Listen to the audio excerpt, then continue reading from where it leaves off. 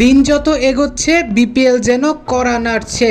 অপর দিক দিয়ে একের পর এক কোম্পানি বিপিএলে দল নেওয়ার জন্য আবেদন করে চলেছে বিসিবির কাছে, কিন্তু আগামী বিপিএলে অংশ নেওয়া হচ্ছে না ফরচুন বরিশালের।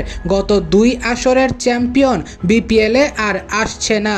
আপনাদের গতকালকে একটা পোস্ট দিয়েছিলাম ফরচুন বরিশাল সম্পর্কে, সেখানে একটা লাইন লিখেছিলাম, ফরচুন বরিশাল না আসলে তাদের পরিবর্তে অন্য একটা গ্রুপ বা কোম্পানিকে বেছে রেখেছে বিসিবি। সেই কোম্পানির হাতে বরিশালের মালিকানা তুলে দিবে বিসিবি।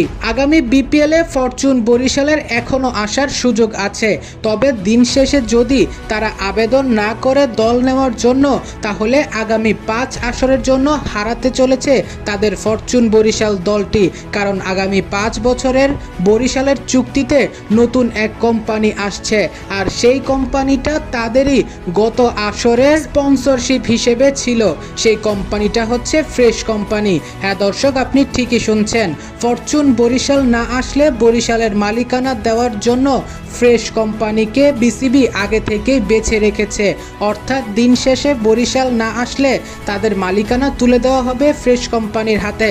ফ্রেশ কোম্পানিটাকেও আপনি ফেলে দিতে পারেন না আহামরি হিসেবে। অর্থাৎ ফরচুন বরিশাল না আসলেও এটা এক কথায় চিন্তা করা যায়, বরিশাল যেমন দল গঠন করত শক্তিশালী বড় মাপের প্লেয়ার আনত, ফ্রেশ গ্রুপেরও বড় মানের প্লেয়ার আনার সক্ষমতা আছে। প্রশ্ন হচ্ছে দিন শেষে কারা আসছে মালিকানায়, ফরচুন গ্রুপ নাকি ফ্রেশ কোম্পানি? প্রিয় দর্শক, আপনারা বিপিএলে কাকে দেখতে চান, ফরচুন বরিশাল নাকি ফ্রেশ গ্রুপের নতুন দল?